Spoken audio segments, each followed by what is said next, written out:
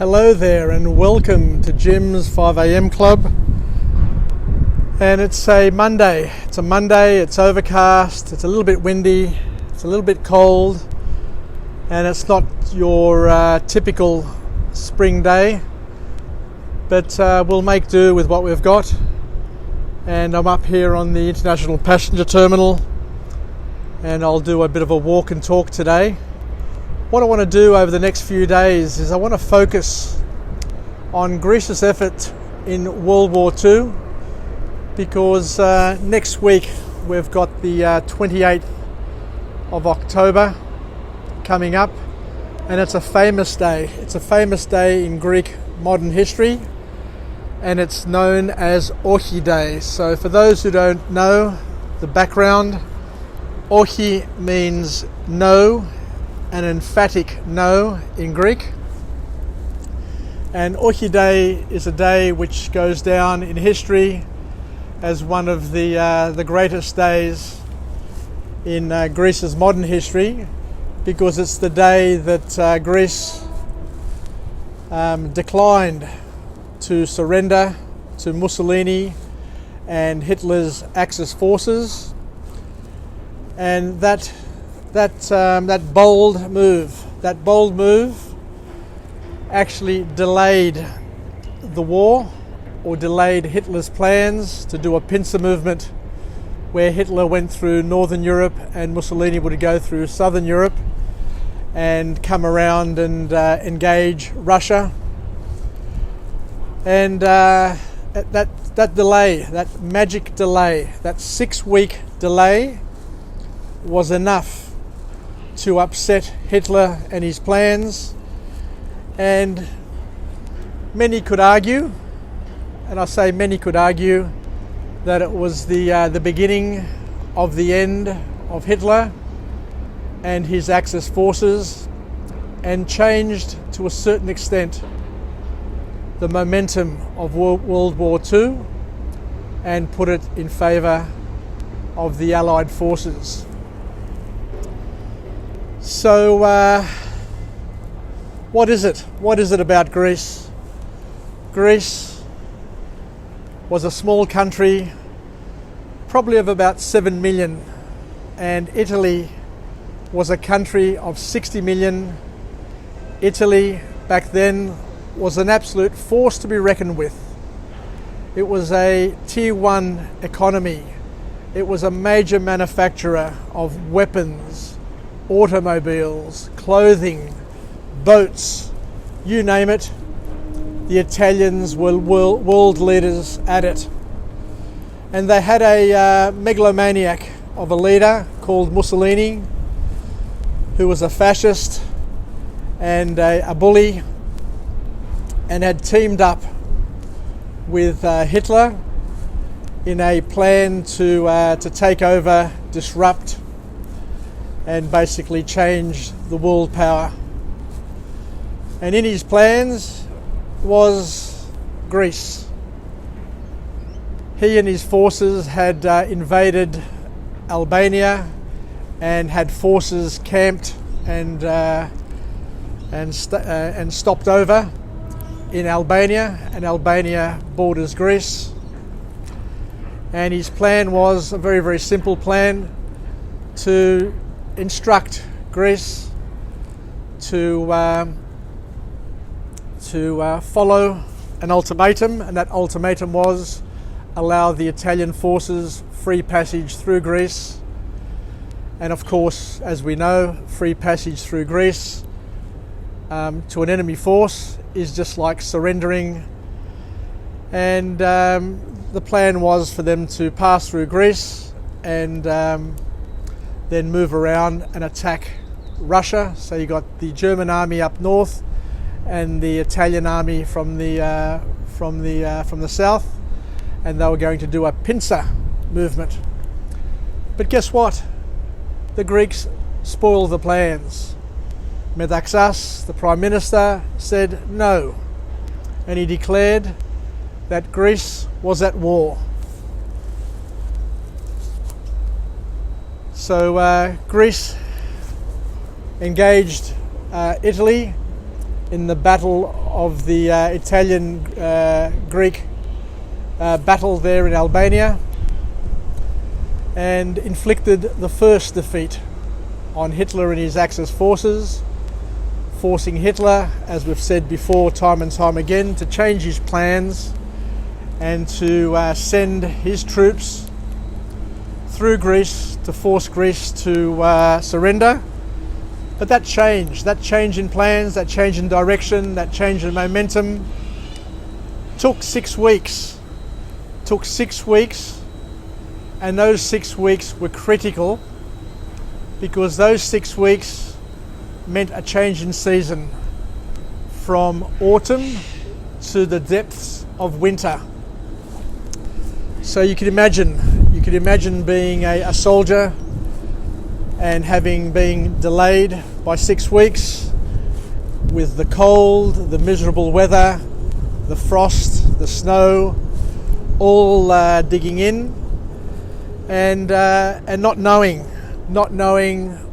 how long it was going to take, and to reinvigorate the morale of your troops to be able to continue on and finish off the job that Mussolini failed to do. But it's only after the war that you, or actually during the war, not after the war, but it's actually during the war that you get to hear about some of the stories. And one of my favourite stories is when a Luftwaffe pilot, a German pilot is asked about his opinion, and he said flat out, straight out, that nobody that he'd come across was as courageous and as committed as the Greek soldiers. He said that the Stuka dive bombers would be going in to dive bomb an area, and instead of instilling panic and people running around like having their, like chickens with their heads chopped off, the Greek soldiers would be actually standing their ground and shooting their guns at the bomber as it was diving towards them.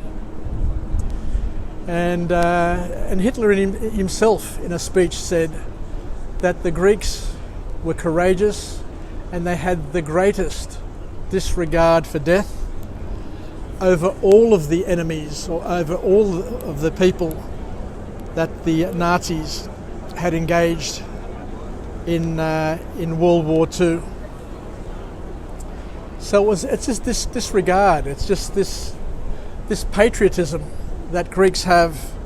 And I'm not saying that other armies are not strong or gallant, but I know from my Greek roots and my own Greek feelings that we Greeks get very emotional, and we just once we see red, then that emotion becomes an irrational passion to do something and get something done, and then you just have a total disregard for your own self well-being, and you put family, nation, friends, comrades, allies ahead of your own personal safety.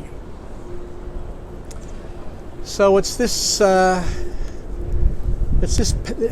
passion, this fighting spirit, this being an underdog is something that I absolutely love about being Greek. And the thing that stood out for me with Greece is that the Greeks were outnumbered, out-equipped, and in many ways out-trained by a lot of their foes or their attackers. But it didn't change the fact that the Greeks put up a spirited fight and surprised everybody in fact, surprised the world, I could go as far as saying.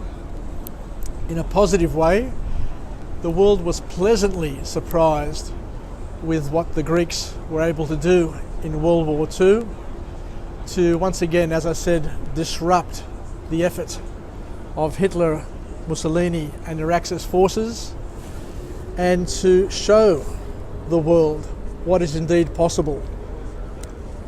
The Luftwaffe pilot was saying that in similar sort of manoeuvres in France and Poland, the French and the Polish soldiers would be running in panic to get out of the way, but the crazy Greeks would just stand their ground, look at them and shoot at them in the sky with total disregard for their safety and death in order to show their courage.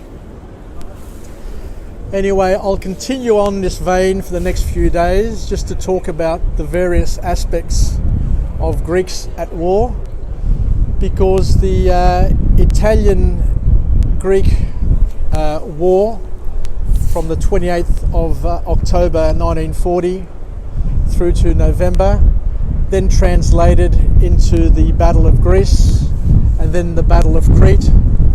And each of those battles are just absolutely amazing and very, very special. So I'll take an opportunity to walk through and just share with you the knowledge that I have, as best I understand and as best I know, and to give my Greek Australian as well as my Australian and other friends a little bit of background to understand Greece's contribution to World War II. And as I've said on a few occasions, Greece has always been the ally of Australia and the Anzacs in both World War I and World War II. And Greece has always been the buffer that has protected the West from Persian invasion, from Ottoman invasion, and we've been the focal point of a lot of those wars. And Greece has been the protector of democracy forever and a day. And we must, as I say, we must never forget that, because what happened on the 28th of October 1940 and the few months that followed that, remembering that Greece, with their guerrilla movement, were able to continue to upset and irritate the Germans, the Italians, with their guerrilla warfare techniques, and they were able to also form a resistance which lasted it's either 217 or 219 days, but a long time. But those initial 6 weeks that forced Hitler to redivert some of his forces from Northern Europe to come down to force Greece to surrender was enough, as I said, to change the momentum and to forever change the outcome of World War II. And there are a number of leaders, Stalin, Roosevelt, you name it, from all the different countries. And what I'll do is, over the next few days, is I'll just read some of the quotes that they put forward, just to emphasize how tiny Greece, the little mouse that roared, was enough to cause a disruption, a ripple, which encouraged the English, the Americans, the French, and other forces to unite and to understand once and for all that there was a possibility that they could engage the almighty power of Germany and Italy and be more than a match for them. So it's all about spirit. So thank you very much for joining me on Jim's 5am Club today on this magical Monday, and I'll just head back to work. But once again, thank you, and take some time. I encourage everybody to take some time and chat to their grandparents, their parents and families to understand the contribution that their family members made in World War II. Some would have fought in the Battle of Crete alongside the Anzacs. Others would have fought in the Battle of Greece with the Anzacs and British forces, and with other people from all over Greece.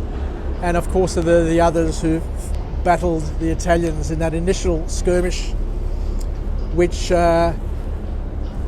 we need to be proud of, because we gave the world an understanding that of what is possible. Because as we've said time and time again, if you've got enough whys, it doesn't matter how many people you have on your side. If the ones who are fighting understand why they're fighting and are committed with their hearts, minds and souls, then anything is possible. Yassas, take care everybody, and bye for now. And until tomorrow, we'll chat again on Jim's 5am Club. And can't wait. Bye.